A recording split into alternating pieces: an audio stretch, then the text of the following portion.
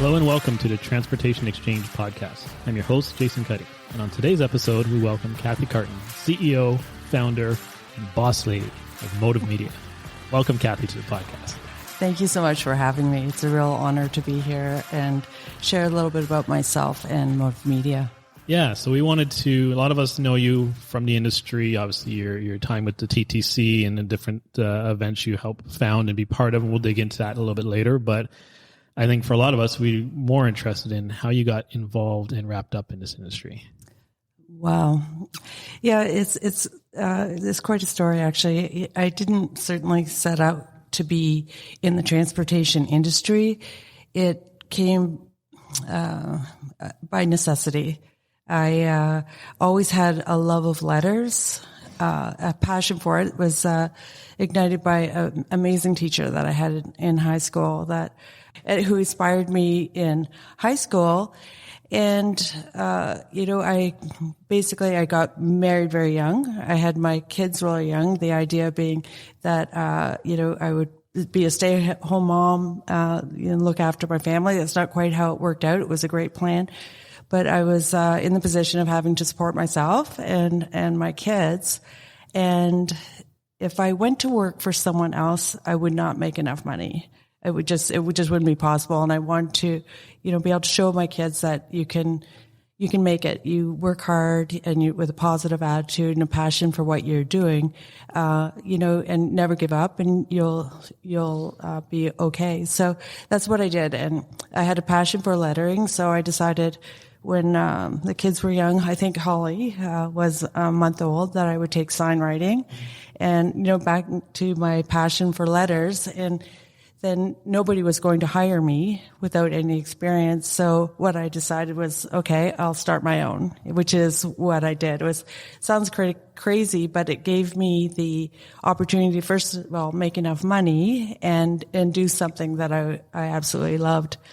The first big break that I had was Canada's Wonderland, which was honestly the best job ever. I painted murals. I, did the Smurf cave. Like, that was, carving flowers, painting big giant Smurfs. And, I didn't know at the time that it was actually, painting Smurfs was going to lead me to, building a business, providing jobs for people and helping other companies promote their business. So Canada's Wonderland was the first step. And, certainly the key piece that seemed to go forward from there was painting big. Yeah. And I think the part we lose now and we don't see is you were legitimately hand painting this artwork, like now everything's vinyl and whatnot, but this is, you're doing, sign writing programs to learn how to do this, professionally. And that's where, you get into it, like physically hand painting these things. Yeah, it was amazing. And what happened with Canada's Wonderland, because of developing an eye for being big, where most designers, when you're starting out, it's all small, it's on page. So with Canada's Wonderland, everything was big, which transferred really well to sides of trucks. What happened was, word got out about what I was doing. I mean, from small town. So, guys started asking me to do the lettering on their trucks and, paint them signs. So I'd work at Wonderland during the day and then paint stuff at night, and then quickly realized with the transportation side of it that it was better than actually painting signs, because with transportation, I was painting on the sides of the truck. I didn't have to pay for the boards that I was painting on. Yeah. So it was like everything was just necessity, and there's always pieces of it that continue through the story that added to the next experience that you didn't necessarily know was coming down the pipe. Right. And then, like you said, small town, you develop some relationships, and obviously there's a body manufacturer not far from where you, where you were living, that, gave you an opportunity to kind of, partner up with them a little bit. Yes. The company was Juror, and they had lots of trucks that they were putting out, and they were calling on a regular basis to get the graphics done for their customers, to offer the convenience of them not having to shunt the trailer or the truck somewhere else. And for me, it was an opportunity. I didn't have a garage that was big enough for a trailer or a truck, But the deal I cut with Juror Body was that I would rent their bays.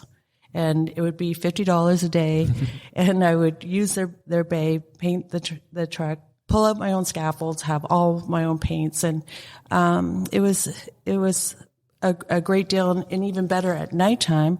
If I worked at night after 4 and worked through the night, then I didn't have to pay for the bay at all.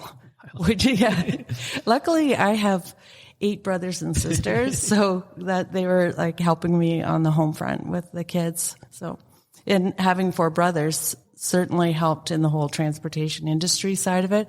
I mean, I was used to being around the boys, and it was, being it didn't really, strike me that I was any different, that I was a girl working in a male-dominated industry. They just had to give me the opportunity, and I could show them what I could do. Like, right.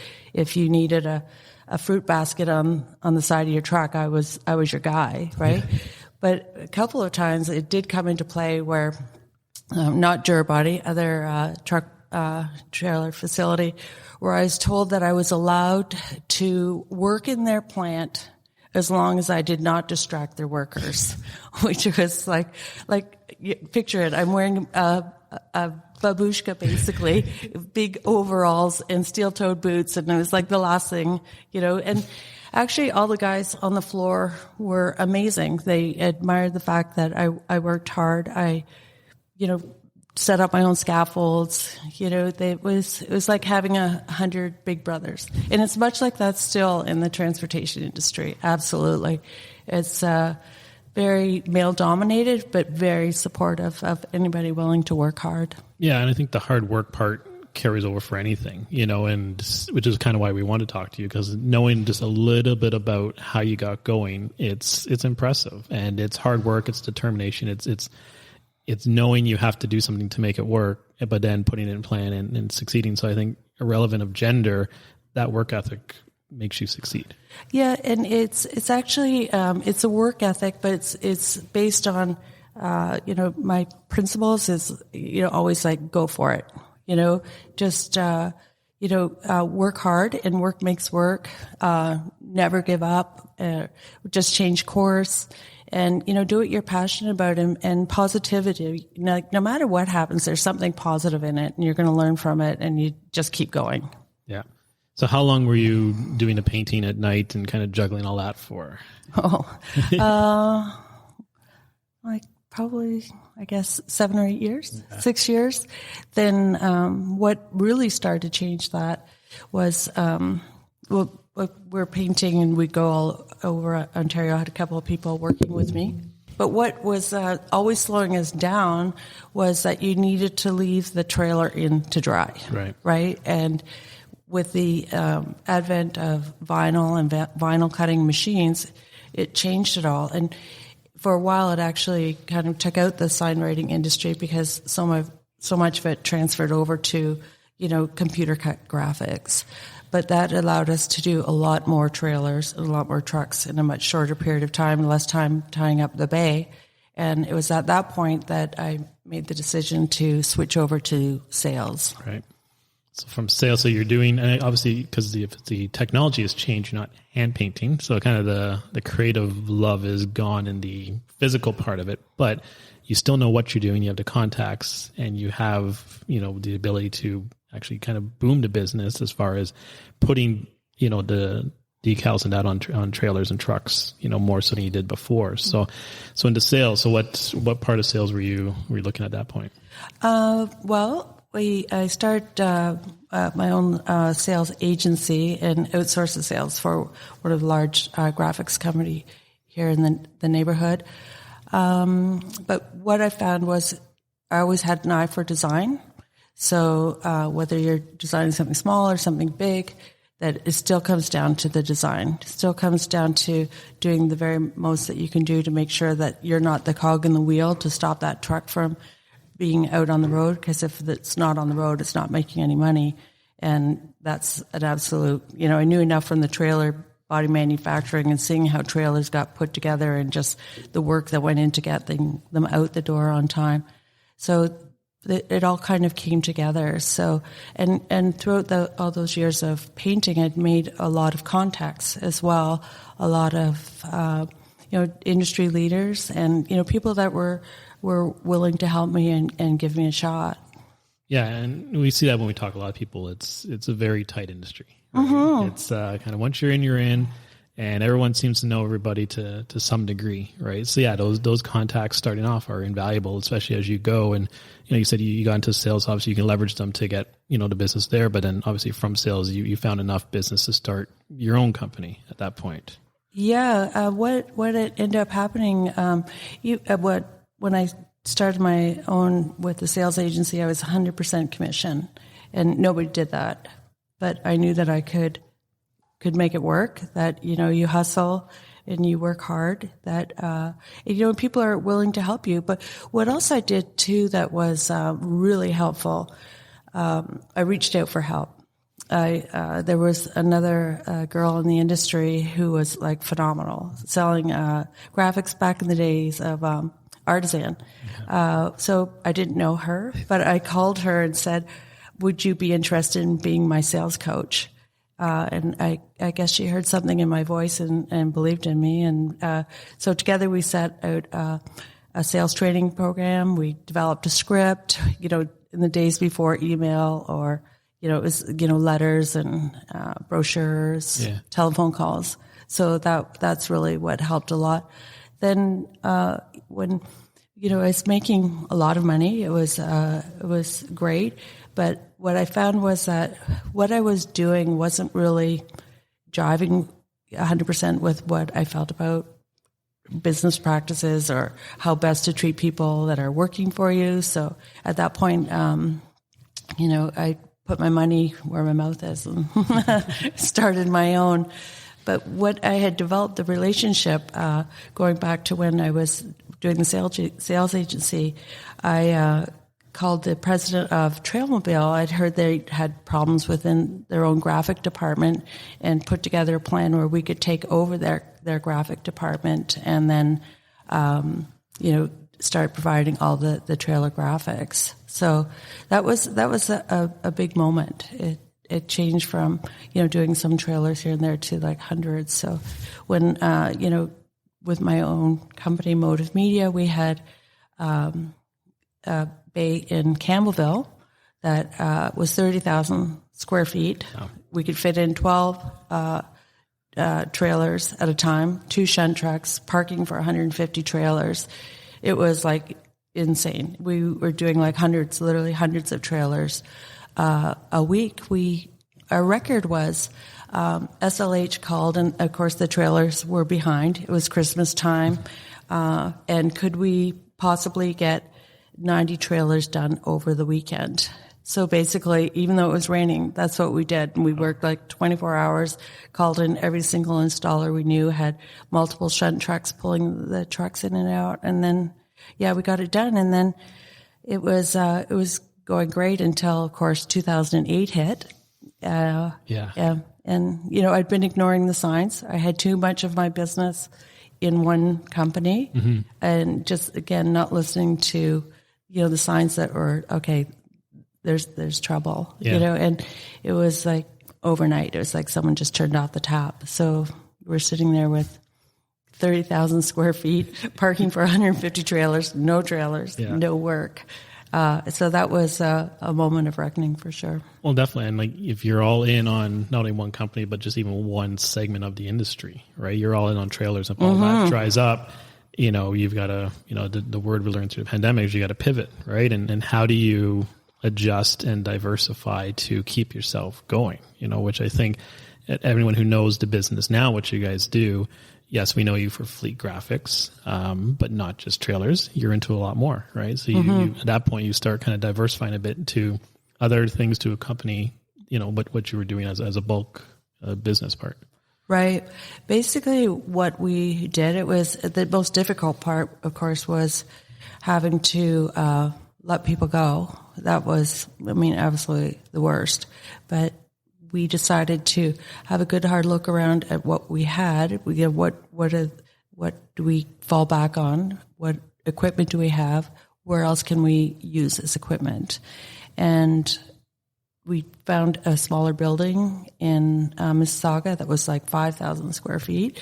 and then started looking around for different business, other things that were big. What's the big picture? Like literally, what's the big picture here? And, much like how, we've come through COVID, coming through that period of time is through times of major disruption, there's always innovation. There's always something that follows it. So it's up to all of us to, first of all, stay positive and, keep an eye out for what that opportunity is and what that normally you wouldn't see before, which was true for us, was the interior graphics. Our first big one for the interior was through TrailCon. TrailCon and Mr. Boughton, were moving into a new building. They had an area that they wanted to create a mural on that was 110 inches high by 110 feet. Wow. And our creative direction was make it look like Canada. So that's what we did. It was really scary. Just going from like on the side of a truck. I mean, it's down the highway, but in someone's like amazing office. So we spent 50 hours just on Photoshop alone. Wow. And came up with the idea of representing Canada, like from, Newfoundland right across from BC, and then finding those images and making them all large enough to fill that space.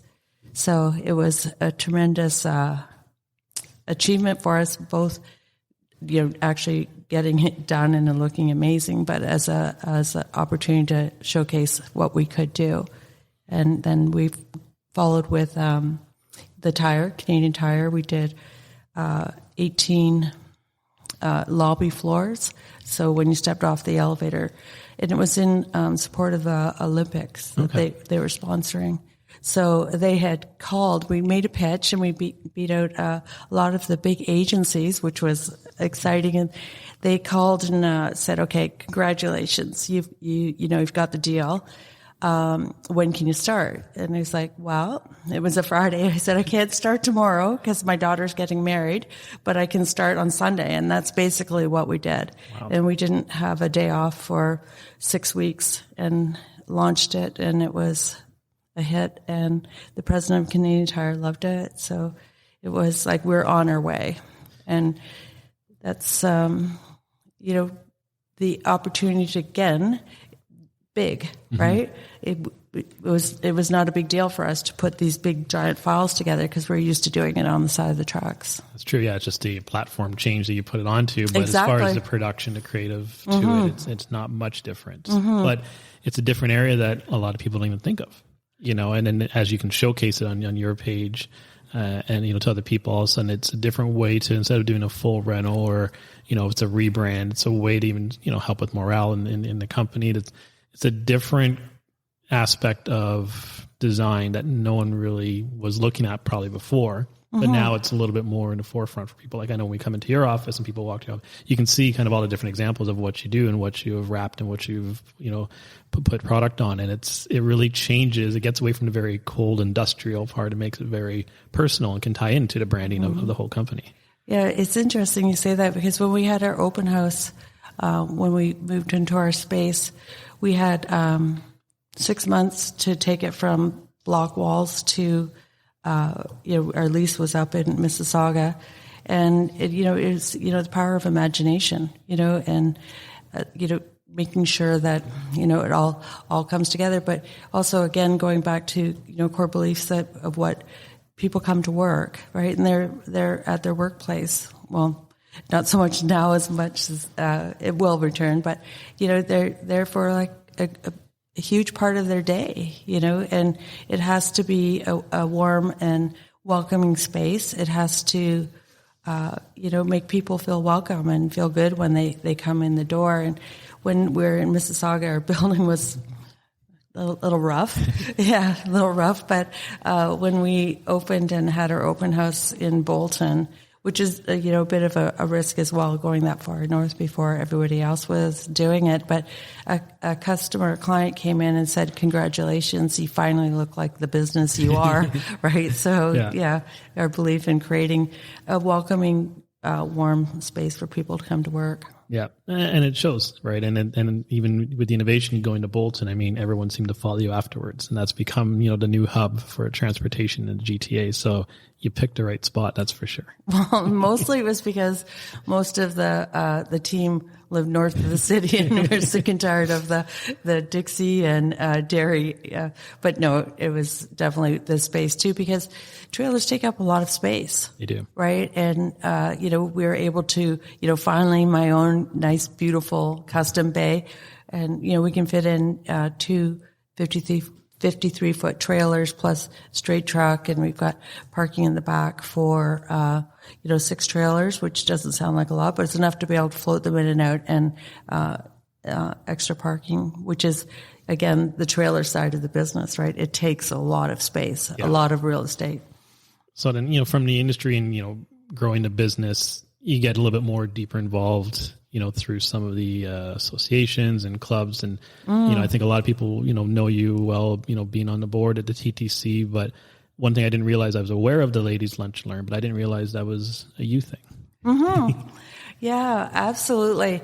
I was approached by Peter, Peter Collins, and would I be interested in joining the Toronto Transportation Club board? And yeah, absolutely. I do believe strongly as an entrepreneur and a business owner that it's also up to us to give back, whatever it is, whatever you choose to do, as long as you're doing something. And it had the unique opportunity of, promoting women in transportation, not a typical career choice for women. But there's so much opportunity there. And, the being able to, with the ladies' lunch, to encourage networking, to put your hand up, to, that believe in yourself that you can do this. And within a supportive industry, a lot of people don't realize that with the transportation. Again, I said before, it's like, 100 big brothers. And the Toronto Transportation Club has always been very supportive of women in the industry. So the idea with the ladies' lunch was to, first of all, all ladies like together and have a nice lunch and hang out and to have speakers who are all giving up their time. They're not paid. They come to share their experience and their journeys to inspire other women on their journey up. Which is great. And the other thing, when you guys post pictures of the events, that, I mean, it's also extremely well attended, if not sold out, I'm assuming, every time. So that speaks volumes to, you said, the growth of it, but, the necessity of it is it's nice to have. Well, and it's always been important that not only do they come and they, get good value for the time, a lot of people are taking off, maybe not the executives, maybe, people who aren't usually able to go and enjoy an industry function. And, it's important that they come and they have, first of all, fun, but they learn something, that they take something away from that. And the Ladies' Lunch has been, we started the first year, with the help of John Foss and Claudia from LoadLink, and we had 100 people. And the last live event that we had 375. It was like crazy, like as much as we could possibly fit in the room. And then this year, in 2021, we did it virtual, which I was like, oh my gosh, I was really worried, because we had Lisa Lisson from FedEx. She was supposed to speak in 2020. Just amazing woman, like just her story of resilience and inspiration.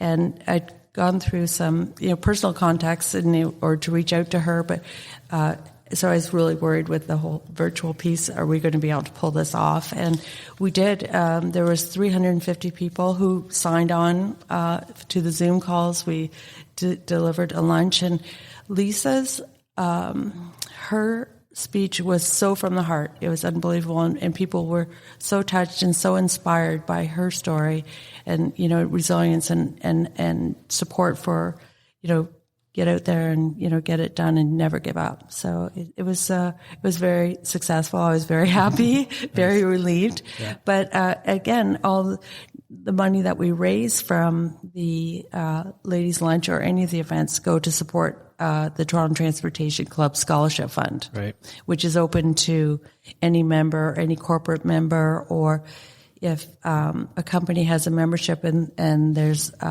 workers in the back production area, their kids are able to apply for the scholarship as well. So it's a good cause. Yeah, it's a good cause, and it's grown from 1 to I think up to 4 at least now. I think we're at 7. We're at 7 now. So yeah, I mean that's just the power of these different events that are put on, but also how well they're attended, right? Right. So it's huge. And it's about promoting,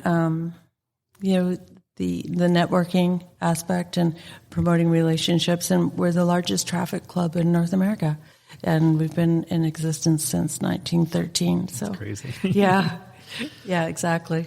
It's wild. And from a charity involvement, that's one part of it. Obviously, from a community, you're known well within the community of being involved in different boards and also helping out different organizations and that within your community as well, which is nice to see. So not a professional, but also on a personal level, you're giving back as well, your time and your that to the community. Absolutely, it is so important to who I am as a person and as everyone else on the Motive team.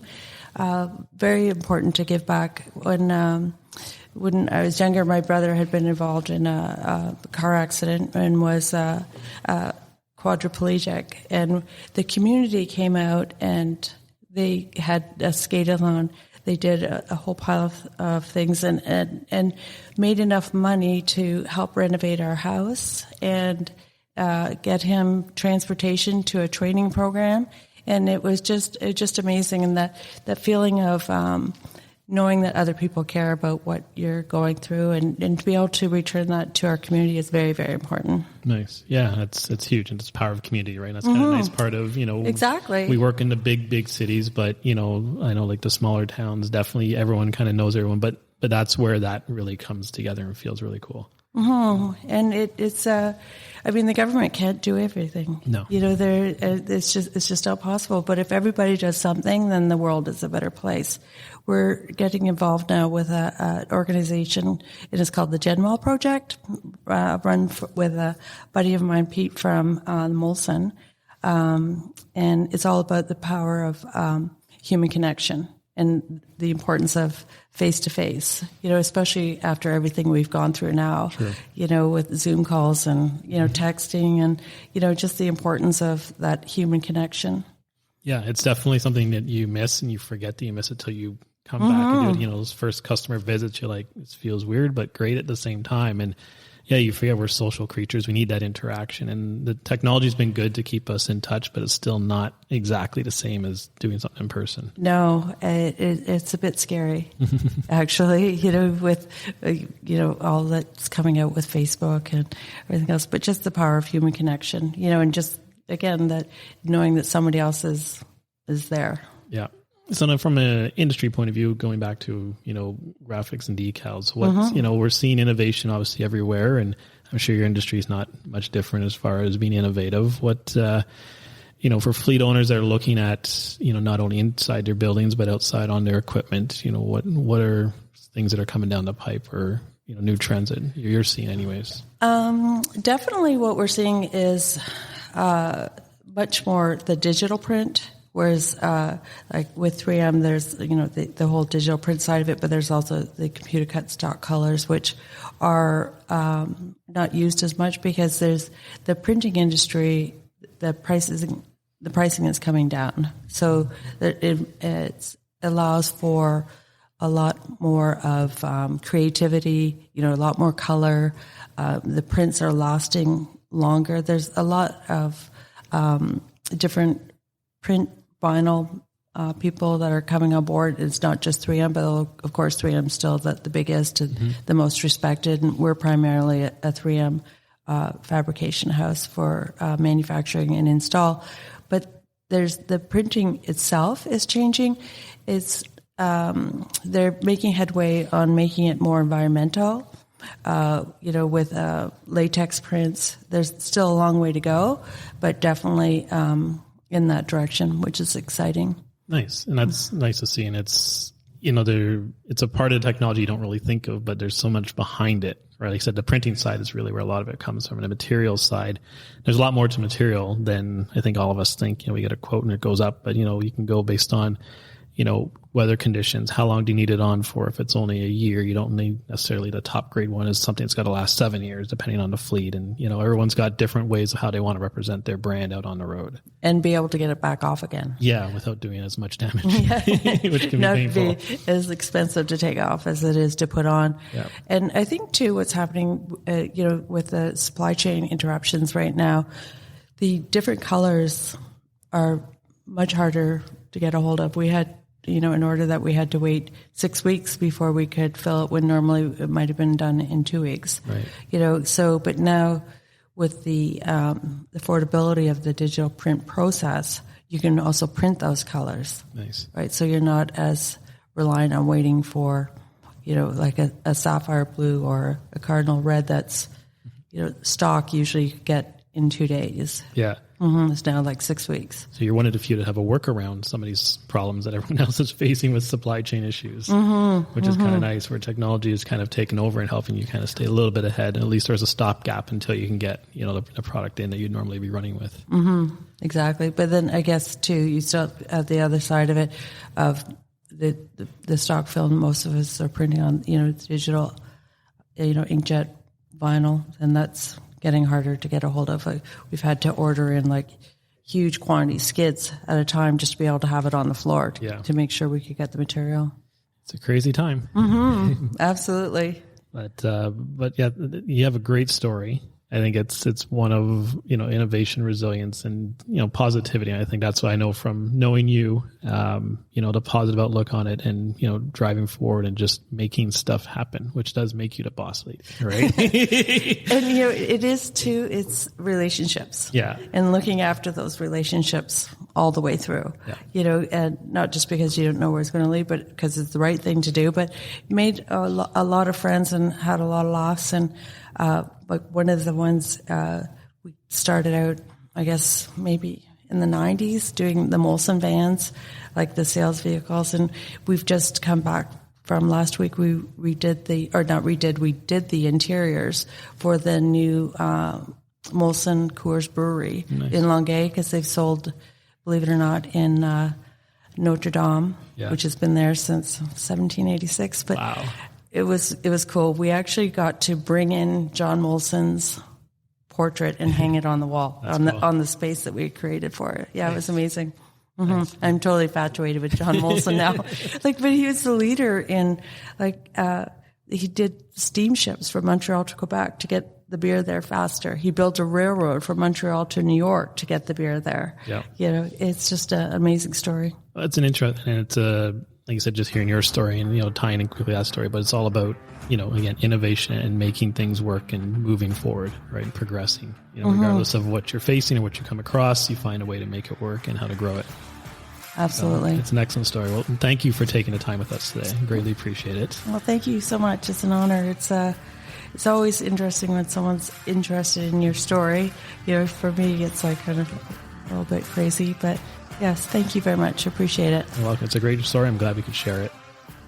So that concludes today's episode. I hope you enjoyed our conversation with Kathy, and I remind you to subscribe and check out our website at transportationexchangepodcast.ca for all past episodes. Until next time, thanks for listening.